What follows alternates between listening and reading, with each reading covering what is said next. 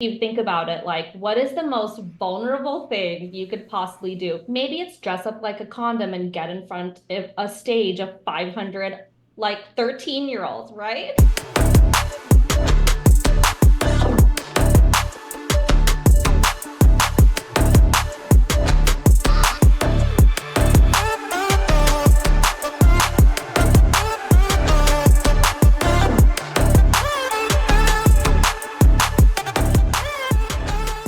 Welcome to the Big Dane Podcast. I'm your host, Dana Warnock, and in this podcast, find the connection in the weird experiences that we all share. Listen to new episodes on Tuesdays wherever you get your podcasts. Hey friends, let's get weird. In this week's episode, Jani Rad joins me in speaking about her weird job experiences she's had. Stay tuned to listen to what type of script she got to work on as a paid educator-actor. Welcome, Jani. Welcome to me. I'm so happy to be here. Thank you for having me. Of course, and welcome back. Jani has been on the podcast before on previous season, so it's nice to have you back. Yeah, thanks. I don't even remember what weird story I told last time, but I clearly never I'm just dishing I'm out the weird. It's definitely been like, a little bit. But before we get into it, tell the listeners just a little bit about yourself, who you are, where you're from.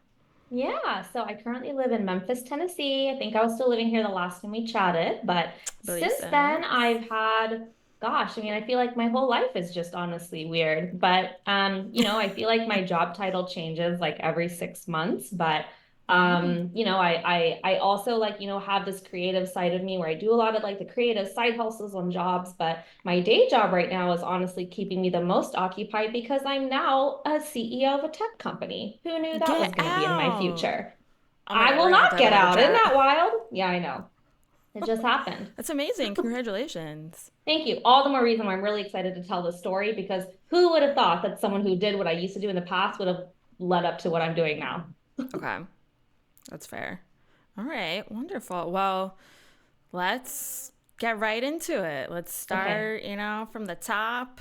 Let's get in the weeds here. I love it. Okay. Well, so I know the title that you said was I was a paid educational actor. So how it came about, just for a little quick little context, like I Yeah. mentioned, I've always been a really like creative person, always doing a bunch of things. So, my life, like basically from like let's say preschool to senior year of high school, was always like the things that I was studying was always more in like the STEM, like the math, the science, that kind of stuff, but I'm Yeah. like equally left-brained and right-brained. So even though Wow. I was doing the like science and the math and the STEM, my fun side was I was doing art. I was always in theater, like I was always acting. Like I basically have been also an actor like in my whole life, like voiceover, storyteller, stage acting, like you name it. Mm-hmm. And that's always like the thing that brings me to happiness, which is why podcasting was the perfect outlet for me during the pandemic. So fast forward to when I was in college and I had entered University of North Carolina as a Okay. pre-med student. So I was like, Oh, knee deep good. in all the bio and the chem and the math and all those things that they make you study as a pre-med student. But I was also the type of person where I was like, I'm good at this stuff, but this is not where I get like the most of my joy. Like I need a Yeah. creative outlet. But because of the like rigor of the pre-med classes, it's not like I could, audition for plays and do that, every single day. Like I was not able to keep up with like rehearsal schedules. So I honestly like I had remembered that during my orientation of college, that one of the like silly little like seminar things that they do was this group of actors that came on stage that did this little like cutesy kind of like educational thing that was basically about like diversity, equity, and inclusion of like how to treat people. Like it was very like Okay. surface level, like Yeah. DEI, for ages like 17, 18-year-old kids. It wasn't anything deep. Like it was like, don't say offensive things to each other. But I was like, hey, that's kind of cool. Like they're still like acting and role playing. And Yeah. so I found this group and I just straight up told him, I was like, I need a creative outlet. Your time commitment on your website says that it's 2 hours a week.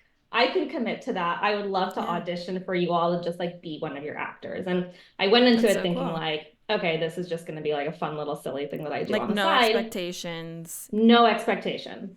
It See what ended up being happens. life changing. So that like I not only was an actor for them, but it just kind of led me down this whole path of, well, the biggest thing was dropping out of pre-med. So I Yeah, yeah. That went out the decided I window. don't want to be in the medical field anymore, but instead, like I really liked this idea of creative ways of educating and having conversations with people.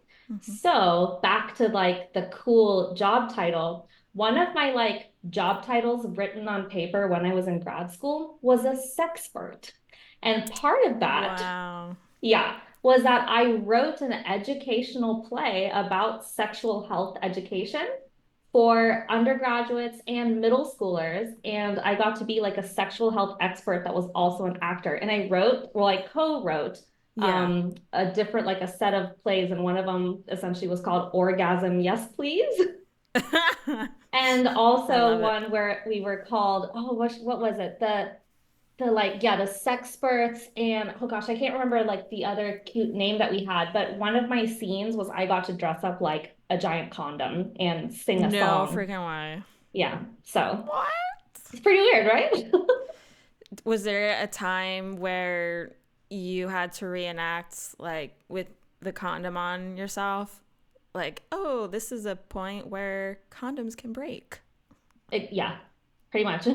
Yeah. And it was fun because it was also like, because we wanted to be silly, because we wanted to like lean into the fact that like this is a silly, weird subject. And also like I lived in North Carolina, so like people weren't taught like Yeah. consent and healthy, sex ed in rural politically leaning how it was in North Carolina. So it was very interesting. Like a lot of the people that even by the time they were in college, including myself, like a lot of the stuff I was learning and doing, I was like learning along the way. Yeah.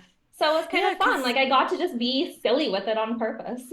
that's great. I mean, because I'm thinking back, yeah, to when we learned all of that. And maybe like the tip of the iceberg there was, when you're in sixth grade or like when you're just starting to talk about sex. But even when you get into middle school, I mean, for us, they don't, because they made it such an uncomfortable topic. Like, Yeah. it's like no one wanted to really participate or, they would feel weird talking about it. And it shouldn't be like that. Yeah, it needs And to be fun or honestly just like lean into the weird because then it's weird for yeah, everybody. And like it the other thing is. we did too was we tried to also, and again, this was a big deal for North Carolina, but strayed away from like just like heteronormative kind of like ideals of Yeah, sex. So that was the other way that we were able to talk about like condoms and communication and let's talk about pleasure because like let's just remove like the gender aspect about it and just talk about biology and safety and like right. it was one of the best jobs I've ever had. Oh my God, that's awesome. So, how long was this script? Like, how long did this take for you to do? You mentioned you co wrote it.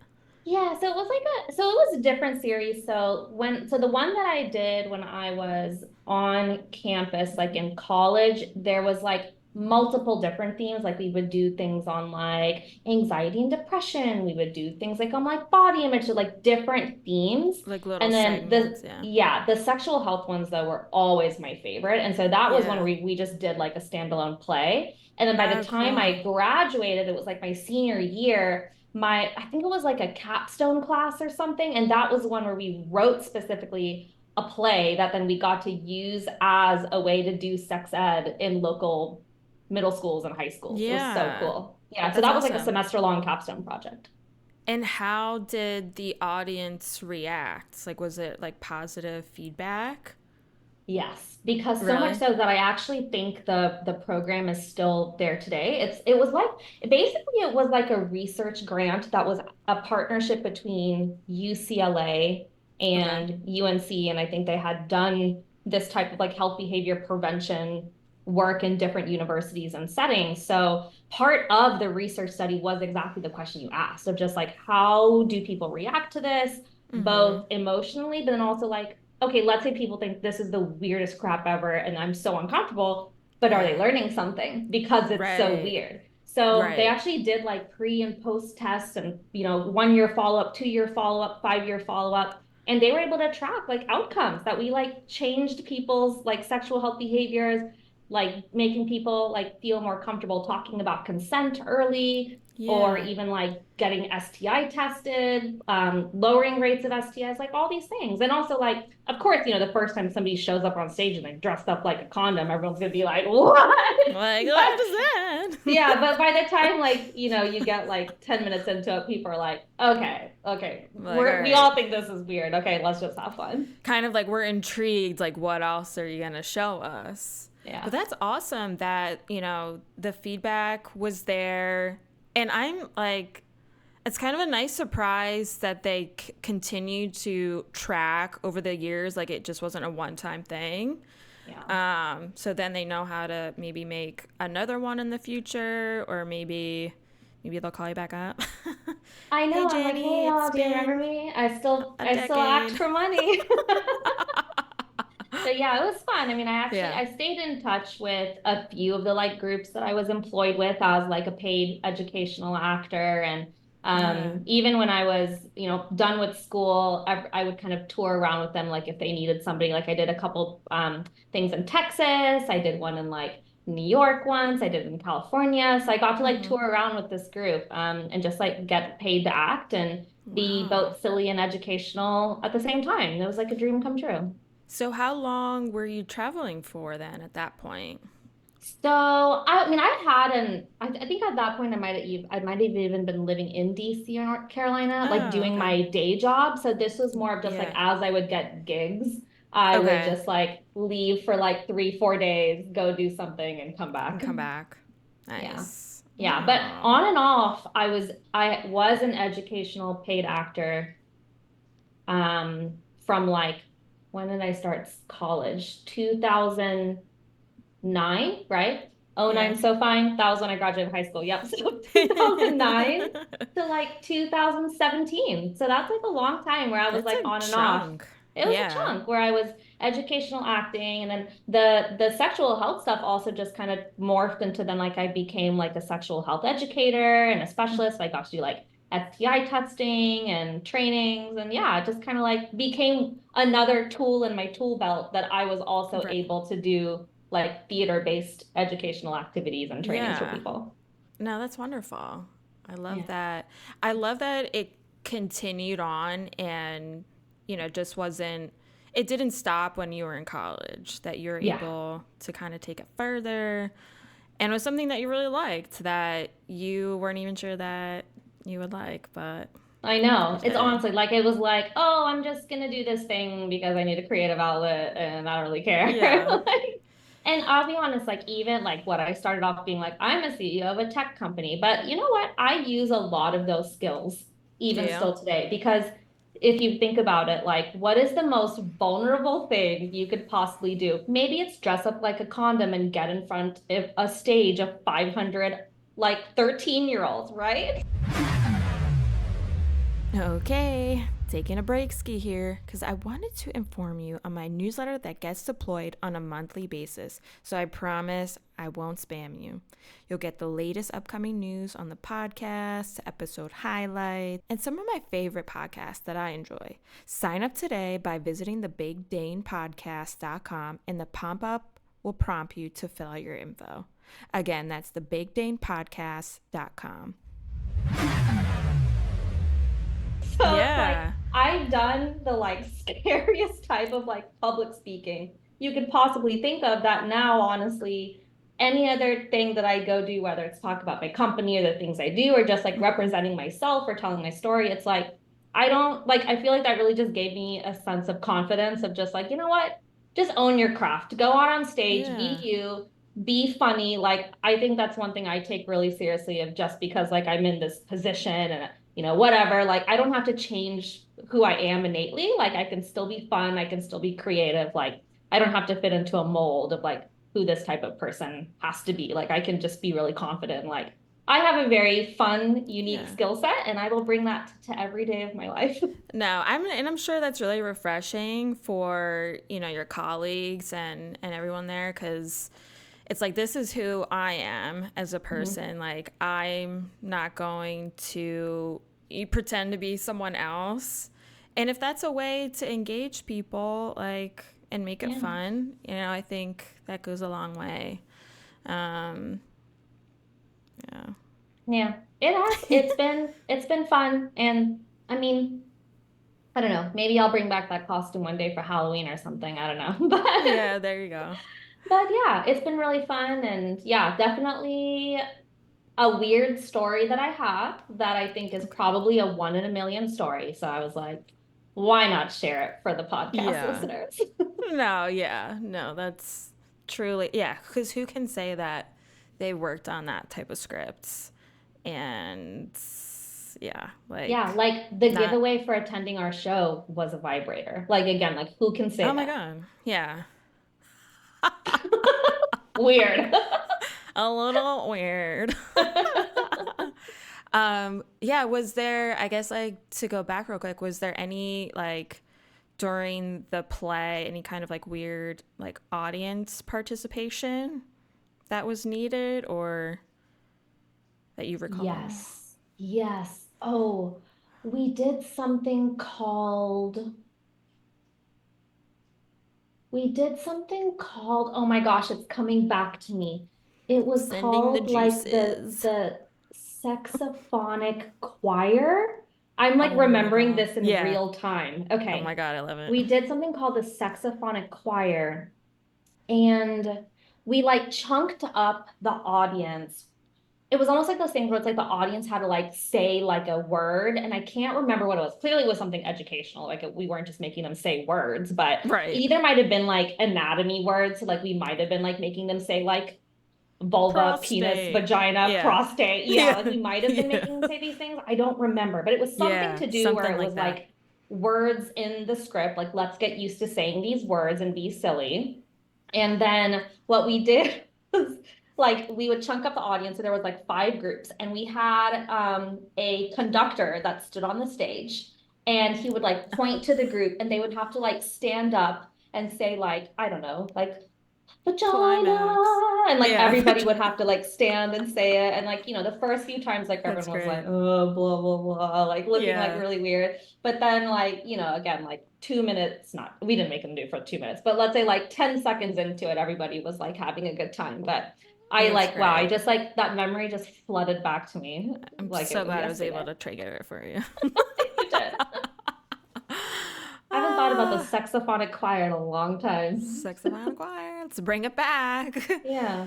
Oh my God. Yeah. I want to see some pictures of this now. Or, like, is it recorded somewhere? I know I back don't know then, that it like, was we didn't recorded, use a lot especially of. the ones for like the kids, because that was probably like a minor consent thing. There are like Yeah. newspaper clippings of me in college. I should have worn Ooh. I actually still have a Sexpert t-shirt. I should have worn it, but I'll take a picture Yeah. of me and Take a send it to you, and picture. Yeah. you can use it for some promo. But Yeah.